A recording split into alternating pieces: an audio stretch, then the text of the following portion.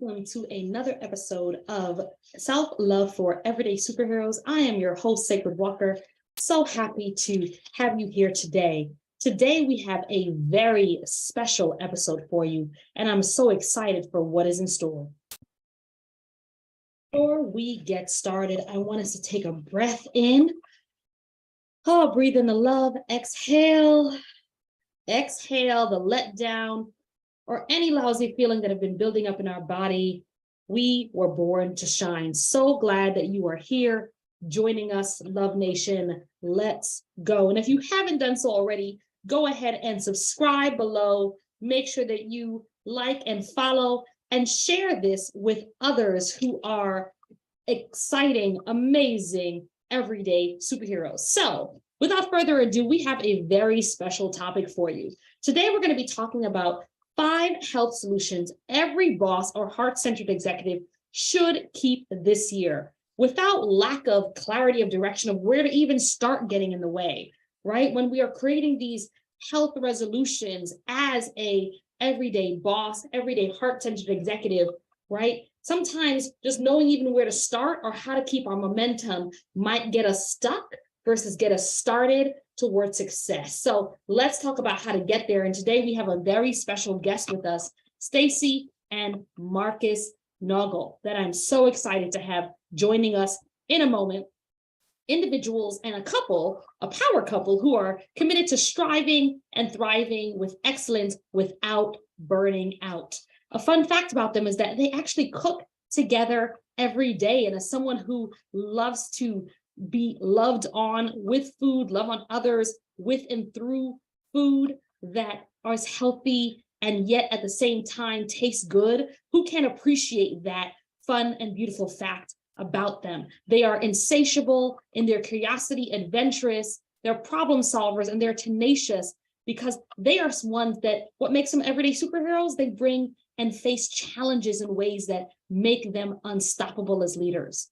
I'm so excited to have them here bringing over 10 years of experience as high performance health coaches who are excellence driven to help people to transform barriers to improve their performance, productivity, and success without burning out. And they are return guests with us.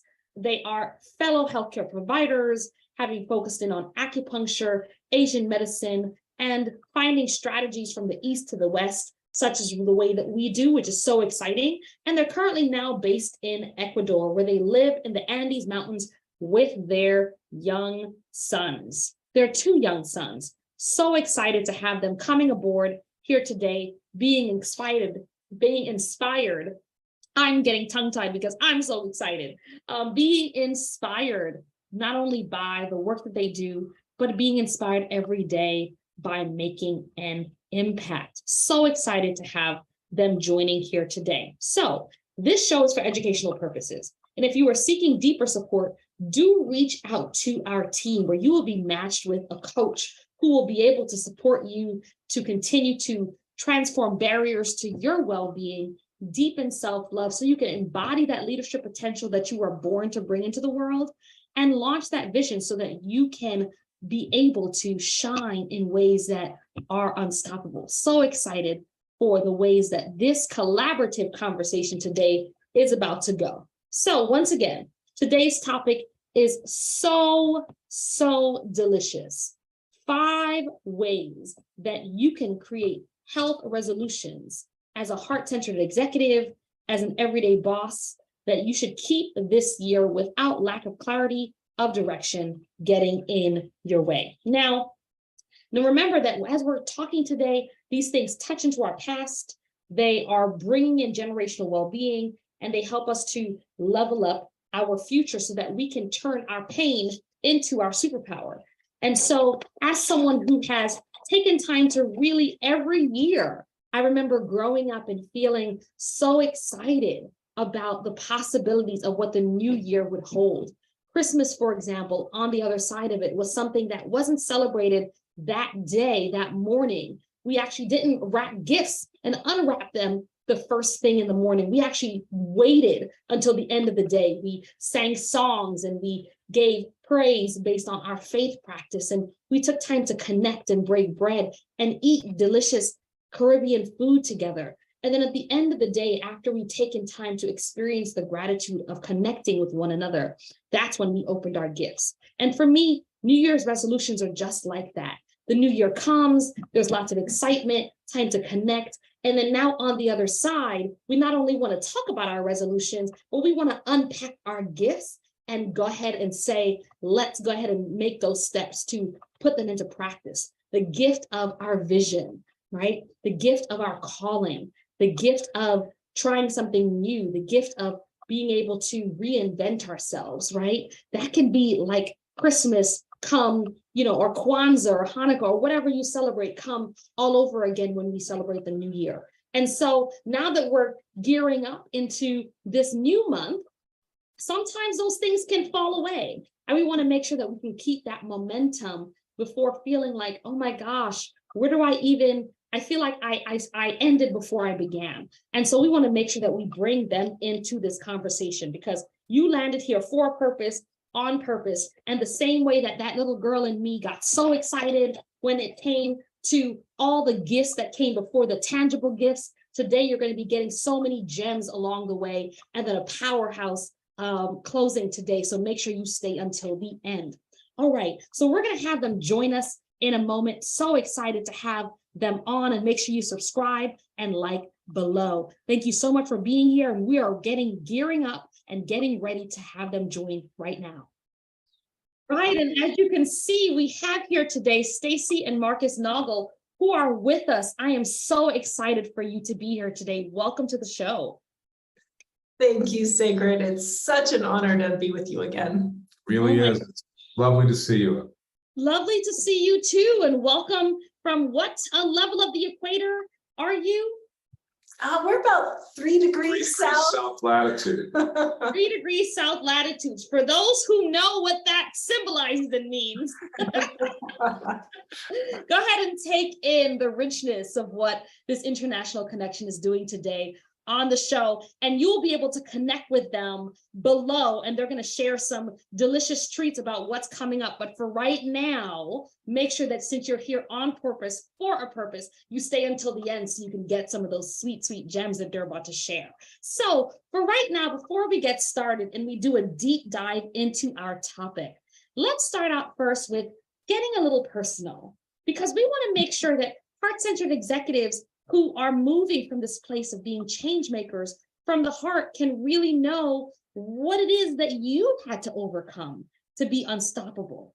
Can you share with us one story about something that you had to overcome that made you an unstoppable everyday superhero as we get started? Well, we are change makers. I like that word, and we hope to make positive change with what we do, but we also change our environment frequently. And as world travelers, we have lived in many countries and traveled to 60 or 70 countries. And most recently here in the last year, I've moved to Ecuador.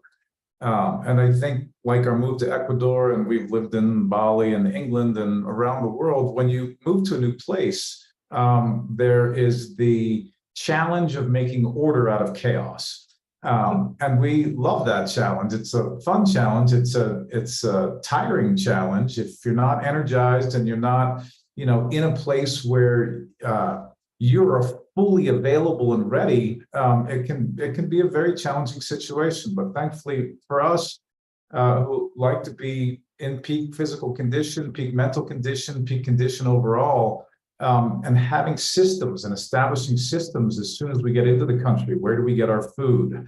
How do we connect up our internet? How are we going to pay our bills?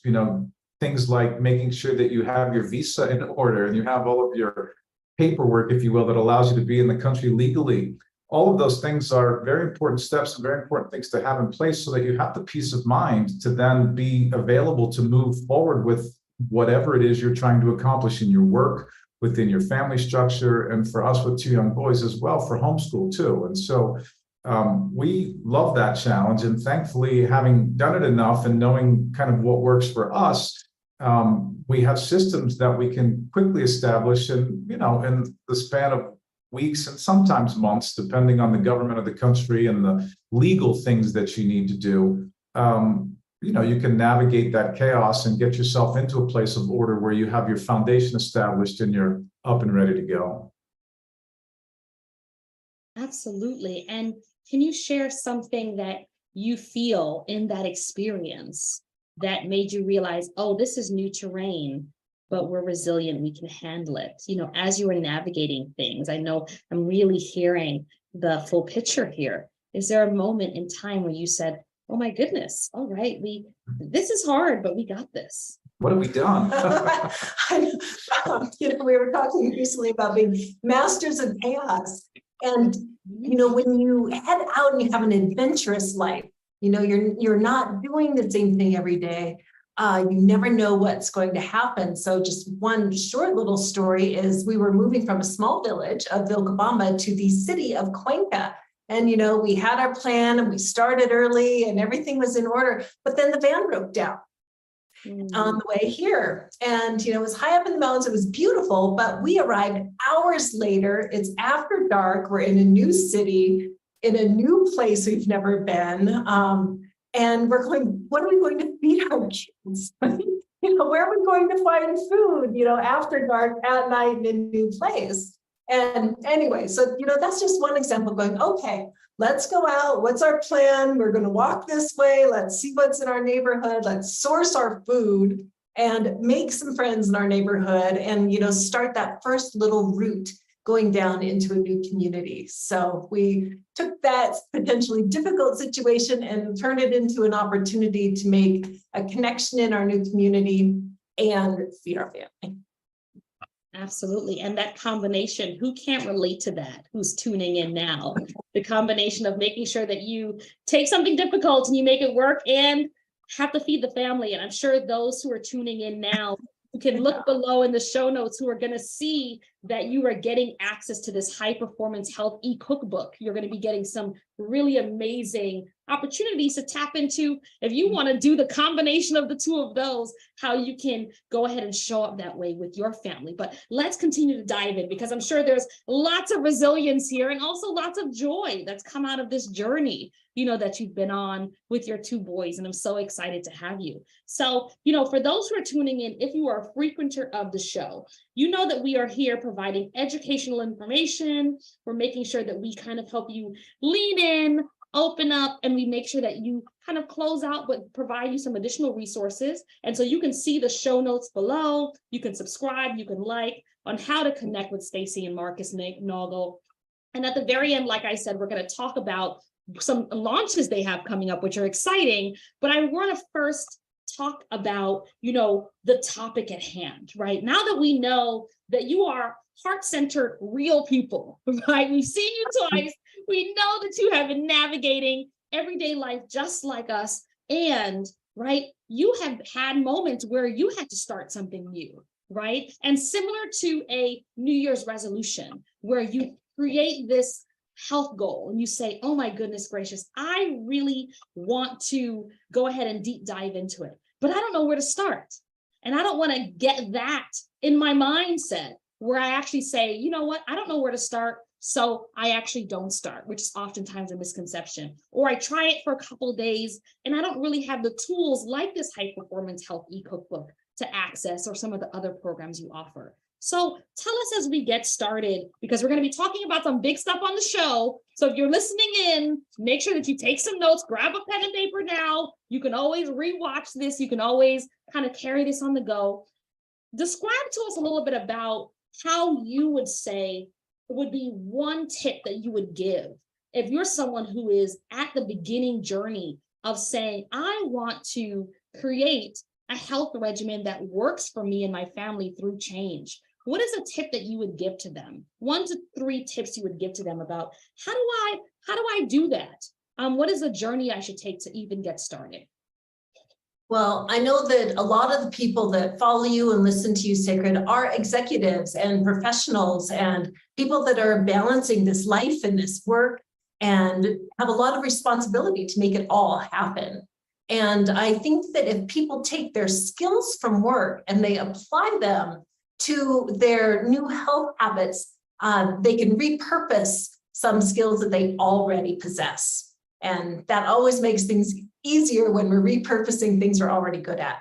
So I would say, first of all, become a truth seeker. So gather data, in your job, if you have a project that you're working on or you're managing a group of people, you're getting reports every week and you're monitoring how you're going and you're using information and real, just truthful, raw data to make good decisions. And your health journey can be the same way. So the first thing is to establish a baseline. You want to know where you are, how do you feel mentally, emotionally, physically, spiritually. Take a minute and however you want to document that, get your baseline, then decide where you want to go. What's your end goal? Because you don't do any projects at work without having an end goal in mind. So you have to have that there. And then you say, okay, well, what steps am I going to take? I'm going to decide what changes I'm going to make in my life, and then I'm going to put it on the calendar.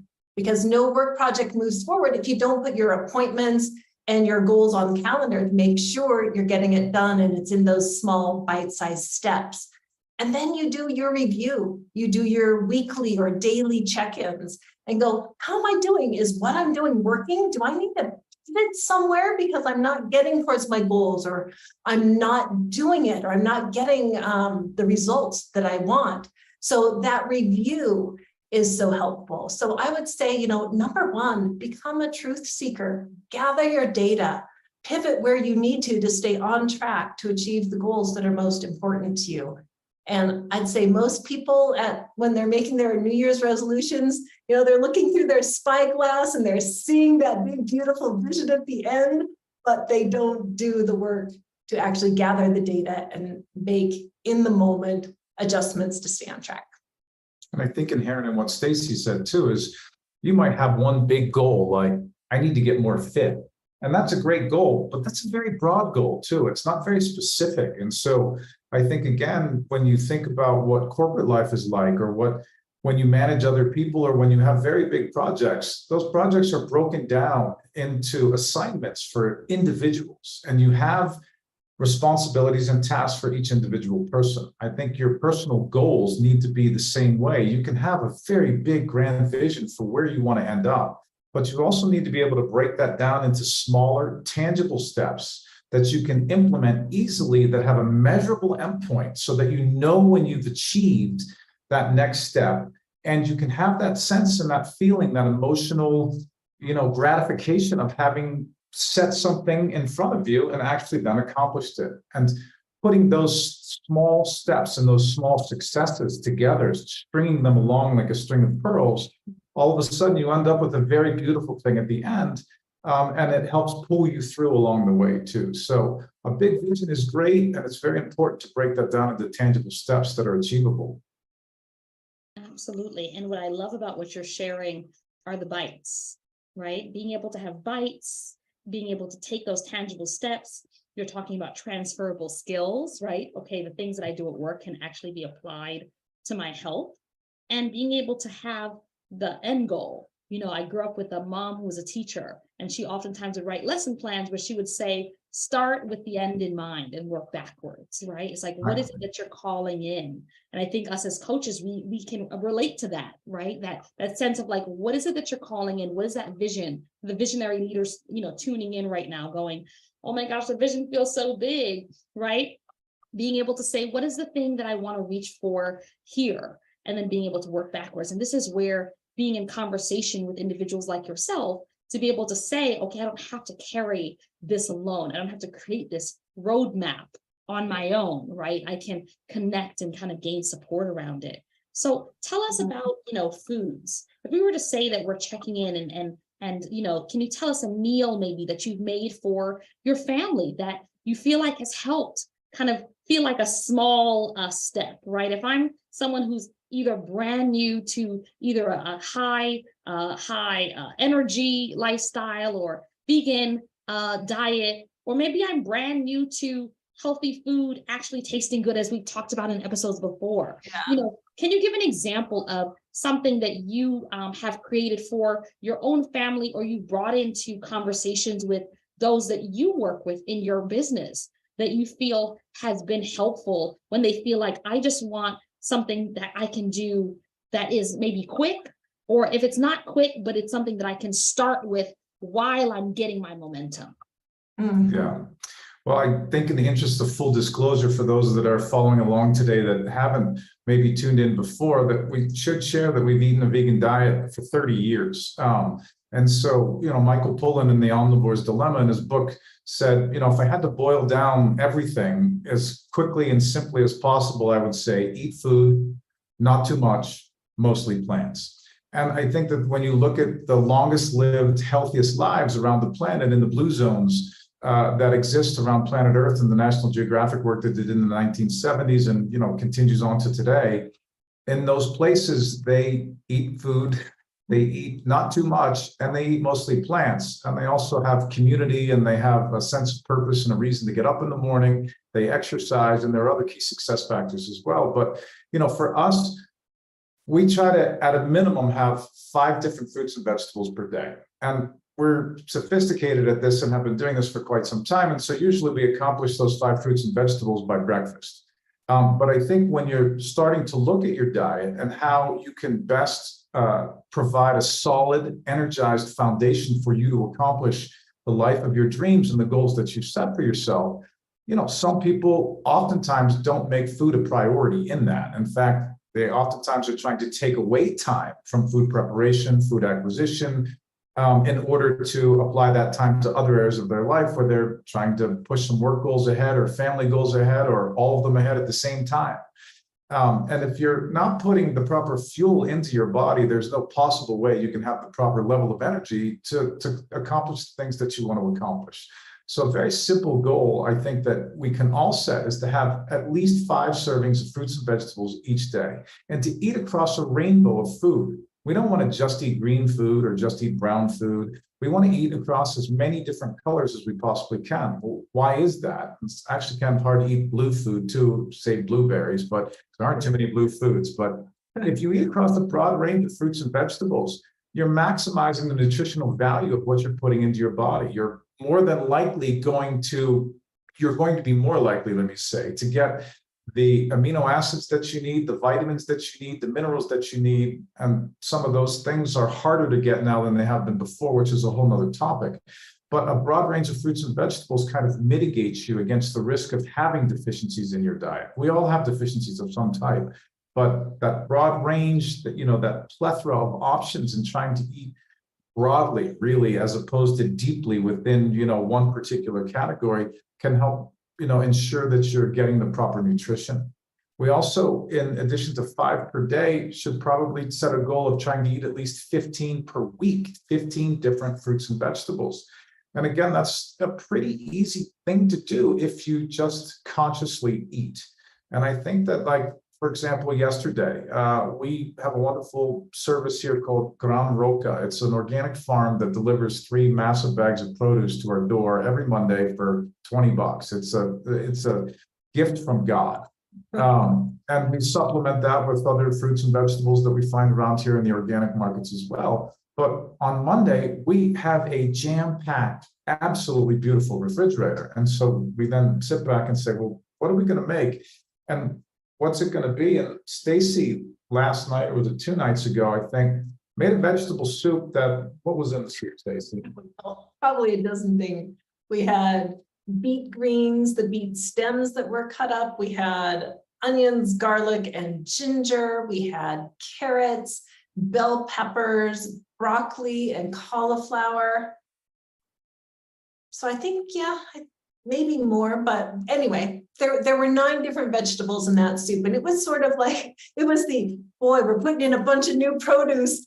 Let's clean out anything that's, left around the edges. So a soup is a great way to do that. A smoothie is a great way to use up your fruits and some vegetables, and soup is a great way to use up tons of vegetables around the edges and they also store well. Your smoothies, you can put them in jars, you can take them to work the next day. Soups you can freeze or eat it one day chunky, the next day blend it up so that it's a creamy soup. So they have some versatility and longevity to them as well. So we had a soup with 9 or 10 different vegetables. We almost accomplished the week's goal in one meal. And we every night have a green salad with raw vegetables, sprouts that we usually grow, and other raw vegetables in it too. We try to also pay attention to how much raw food we eat or how much live food we eat versus how much cooked food we eat too, and to try to keep those things in balance. But as Stacy said, between soups are amazing for everything. You can hide, put in, change. Soups are so versatile and so flexible. And if you have a soup for your day and you have a liquado, a smoothie that's got 2 or 3 or 4 different vegetables in it, we throw flaxseed in ours. We oftentimes will put granola in it too, which will give it a different thickness and also gives it a different nutritional value. It increases the protein for sure. But if you get 4, 5, 6 different fruits and vegetables in your liquado, between a liquado and a bowl of soup, we've already accomplished our goal for the week. Soup, smoothies, and salads. Perfect. S and S for superheroes. And for those who are tuning in who are like, liquada, huh? Yes. Smoothie, sorry. A smoothie. Yeah, the licuado is the Spanish creeping in because that's what we operate here in Ecuador. Okay, perfect. So for those who are tuning in, they're like, what was that word? Okay, That's smoothies, right? So Smoothie, we yeah. can absolutely. So then these are some gem droppers I think that are so important. And as someone who literally just had the most delicious pineapple, ginger, banana, strawberry smoothie. I mean, Oh, yum. and it's a misconception that you need no sugar unnecessary, right? We want to make sure that we have all kinds of healthy sugars in our body that can naturally break down versus having us go high and then crash, right? So I Right. think this is so delicious. So I want to make sure we capture a couple of things, right, that you just said. If you're someone who's like, oh my goodness gracious, whether I have children or I'm a grandma or a glampa, as some people say, right?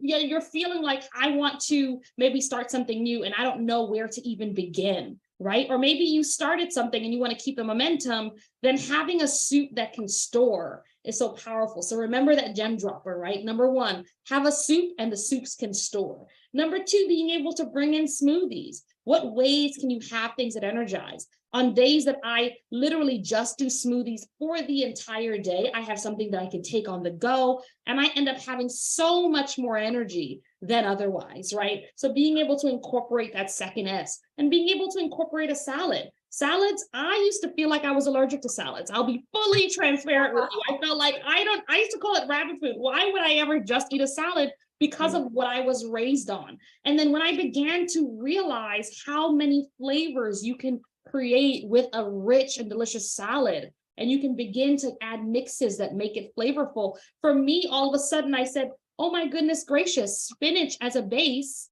for me versus kale was my foundation. I needed to know what was my palate, while also what was going to be good for my body. So for those who are tuning in, have your 3 S's, right? As everyday superheroes, have your smoothie, your soup that's stored, and your salad. And I think for those who are tuning in who are passionate about climate change, right? And who are saying, oh my gosh, there's so much happening in the world. A CNN special recently came out for those who are tuning in that said that so much of the land is being destroyed because plants are coming down. Oftentimes trees are coming down, and then the ground is being taken over by livestock, and there's too much methane that's being released in the air that's causing all of these issues, the earthquakes and the hurricanes we're seeing at rapid rates, right? And so if you are someone who is passionate about that and you're saying, what can I do about it? Even begin to making those changes that help transform your health can also kind of have a return on its investment where we're making a positive impact. So I appreciate the fact that those who are tuning in are like, oh my gosh, I feel like I can't do everything. Guess what? That those 3 S's can make an impact, right? So I want to take a pause as we create a shift, because now we're talking about, we've got some tangibles. Okay, we've got our 3 S's as an everyday superhero. And if I'm someone that wants to make a change, oh my gosh, I'm actually making an impact just by changing my diet.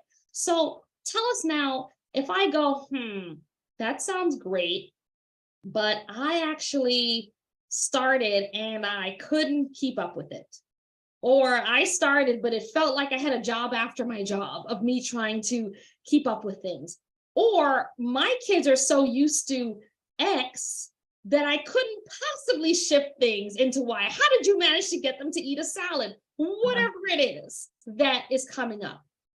There are misconceptions around if you start, you should if you start and you can't do it, then you should just go ahead and stop. Or why start if you don't know what to do, right? So tell us, how do you handle some of those misconceptions? Have you heard any others like that? And how do you handle that in the work that you do? Well, I think that we could spend a long time talking about each of those. Because, whenever somebody has a challenge towards making healthy decisions, you have to talk with them, and you have to find out where they are, where they want to go, and more importantly, what are they willing to do to get there? Because you can't take somebody and put them on this straight, super green diet if they're not used to eating any vegetables at all. You have to start small. And the best way to do that is to start with what you like and funk it up a little bit. If you, gosh, what's a good example? If you're having toast in the morning, instead of putting butter and jam on it, maybe you add some peanut butter to it to get some extra protein, or avocado with, a little lemon juice and some red pepper. Put something else on what you're already doing, so that you're not making a massive change. You're taking what's familiar, what's yummy, what you love, and you're just shifting it a little bit and making it a little bit better for you. You're so much more likely to continue the habits you already have with small tweaks than you are to jump, 180 degrees into a whole new lifestyle. Quantum change has been proven by science, but most human beings change very incrementally and slowly. And if you change too fast, things can break. Emotionally, mentally, physically as well. And so it's good to pick the proper pace and to manage your expectations around that as well. And that applies also with kids. We have friends who are really trying to get more fruits and vegetables into their kids, and they found, well, their kids, most kids like ice cream or sorbet or something like that. So it was not too hard to introduce smoothies into their daily routine. And actually, when my daughter went to school in Bali, they had morning smoothies available at the entrance. So, your kids could start out with an extra boost of vitamins and minerals for the day. But in that smoothie, they found that they could throw in a little spinach and nobody knew. It doesn't have a lot of taste. It blends up small. You could even throw in, a little head of broccoli. Your child will never know. So if you start with what they love and you just slip in little bits without them even knowing, or even your spouse, they won't even know, but you're training up their palates to appreciate different flavors, to associate new flavors with something they already love. And it's and physical, with our 8-year-old, he is adamantly opposed to mushrooms. He does not eat mushrooms, and he can't stand mushrooms. But he's been eating mushrooms since he was about 1.5 years old, in all kinds of things that he can't see. And, it took until a year and a half, maybe 2 years ago that we, told him we're putting mushrooms in there. You just can't see them, and you can taste them, but it conditions up his palate. It conditions up his taste buds. It conditions him up physically to be conducive or receptive to mushrooms. It's taken a while to get to the mental side of it, where he can say, I like mushrooms. Now I eat mushrooms. And it took years, but we gave him those things before he was able or willing to admit that he actually was eating them, and maybe even liked them a little bit too, and they altered the flavor. We've done the same thing with the boys too. And, if you don't have young kids, you have to start someplace. But for spicy food, well, maybe it's not necessary that you like spicy food, but if you like spicy and you like bitter and you like salt and you like sweet and you like sour, you're going to have a much more enriching eating experience than if you just stay stuck in any one of those kind of flavor zones. And so for spicy foods, again, from the youngest age, 6 months, when they started to eat solid food, we put a little bit of, curry powder in there, and we just put a little bit of spice in there, and we kind of jacked that up over time, over years, really. And now our 12-year-old can rival me in liking spicy food and trying all the peppers in the new countries that we go That's to. saying something. And the 8-year-old, he's working his way again. He's more in the process still, and he likes spicy food, and he'll ask for certain types of peppered sauces. But it's been a journey for him to get there, and it's been a fun journey. We've learned about peppers. We've tried different sauces, and we've allowed him to go to the grocery store, or empowered him to go to the grocery store and pick something out to try something new. So there are lots of strategies that you can take with children to make it fun. But once again, to make sure that when you have a desired change, that you take the right pace to make that change. Because, you know, if I want my kid to like mushrooms and all of a sudden I go out and buy these huge portobello mushrooms, which I love, and we, you know, cook them up on the grill, I mean, that's really making a statement about mushrooms, right? As opposed to little pieces that might be, you know, in the red sauce that you've got on your pasta or in lasagna.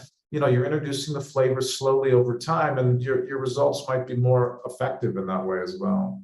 Absolutely. So what I love about what I'm hearing is kind of finding ways to invite things in subtleties, right? So whether you Exactly. are in relationship to your children, your grandchildren, niece, nephews, or your inner child, right? Like having it be something that trickles out. And as someone who will sneak in celery to fool myself, sometimes whenever I need a cleanser, how powerful is it to sometimes even do that? As you are someone who's trying to figure out where do I even begin. So, you know, some of the things that I've heard today, I think are really impactful.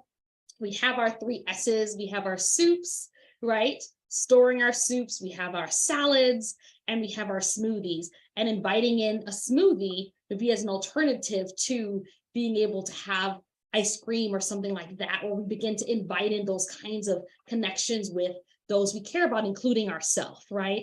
And so say I'm hearing this today as we come to our time and I say, okay, all right, you've got me, right? I've gotten over the hump. I made a smoothie, right? You're tuning in and you're like, after this, I'm going to make a smoothie, but now what, right? Tell us about what you have coming up. And we have just a couple of minutes as we come to our time here, but tell us what you have coming up with what you are launching with a program that if I say, okay, I really want to connect and tune in, but what now? And I really don't want to do it by myself because I'm a growth-minded person. I'm committed to change. And I really want someone or the both of you to be able to kind of take us to the next level. So tell us a little bit more about what you have coming up and how we can be continuing to be connected to the both of you. Sigrid, thank you for asking. And, you know, if you have a coach or an accountability buddy with you, you're 95% more likely to realize your goals. So that's, you know, part of why we're motivated to make ourselves available and programs available to support people, to be their accountability buddies, to be their cheerleaders, and to be their guides, because, you know, we're both scientists. We dive really deep into the information and the scientific journals, and we know that most executives and professionals or parents, people don't have the time to figure all this stuff out. It's overwhelming to go, what do I do? What direction do I go? There's the keto diet and the plant-based diet, and it's overwhelming. You know, if it can be overwhelming for us while we're researching, we know that it's overwhelming for most people. So anyway, we've created a program called Burn Bright, Not Out.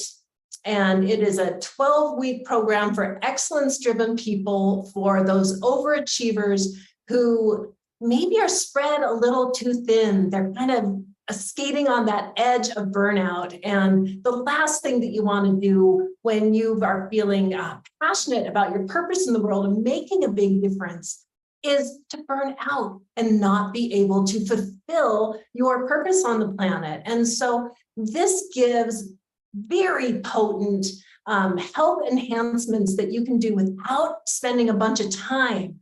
You know, we help give you the organization to set you up for success so that you don't have to try hard. You don't have to have a ton of willpower.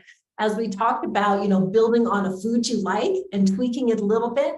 The whole program is based on taking the things you're already doing, tweaking them to give you bigger and bigger returns that build long-term robust vitality and health. And so that's our big program coming up. And actually at the end of March, and we'll probably do it again later this year, is a Vitality Code. It's a 5-day workshop that you can come find out about us, do a little sample, get to know us, and put some of these practical tips to use during that week. So there are a couple of ways to get to know us and work with us. Perfect. And what I love, as I noted earlier, we're offline behind the scenes, everyone who's tuning in, we were talking about scuba diving and the power of doing so. And so what you're doing is giving us a little taste, or we put our feet into the water. Maybe we're like, okay, I'm just learning. Okay. And then now in the 5 days, and then now I can do a deeper dive and really get a chance to get that, and way to keep our momentum, right? And to really strengthen our swimming and our healthy habits. And a critical part of scuba diving is having a buddy. That's right. You're never supposed to ever be diving by yourself, for That's safety. And so, the buddy system is an important system in all of life. And it's especially important when you're trying to make change in your life. Because, getting an attaboy or an attagirl at just the right time can really push you over the hump that might be real or even just perceived, but it's still the hump that you need to get over. And, life is a team sport, and the more that we can do it all together, the easier it is for all of us. Absolutely. Absolutely. Well said. And what I love about the both of your energy is that you create that energy of that push, but also that invitation, right? And so sometimes those of us who are, myself included, used to kind of feeling like we're in charge, sometimes we need someone who can kind of lovingly encourage us from behind while still calling us forward, creating that balance of, courageous pushing, while also inviting us to, to be compassionate with ourselves. And for those who are tuning in, I've definitely consistently seen compassion show up and be exuded from the both of you. So I'm so excited for what is to come. So for those who are tuning in, Love Nation, I want us to take a deep breath in, breathe in the love, exhale any letdown, loose energy, anything that does not serve you, because we were born to shine. So excited that you have joined us today. We here on this amazing show are committed to empowering 1 million ambitious leaders to be able to transform their well-being, deepen self-love, so that you can embody the infinite potential that you were born to bring out there, so you can launch your vision and shine. And so we're so excited that Stacey and Marcus Naugle are making that impact and helping this ripple out effect. If you haven't done so already, make sure that you subscribe below. Make sure that you check out information on their high performance health ebook in the show notes. And as well, you will be seeing in the show notes a way to connect and land in to get additional support about this amazing, amazing launch ahead. Again, Stacey and Marcus, so glad to have had you on the show. And that is our show for today. Thank you so much, everyone, for joining. Take care, Love Nation. Wishing you self-love, self-care, and success. Talk with you soon.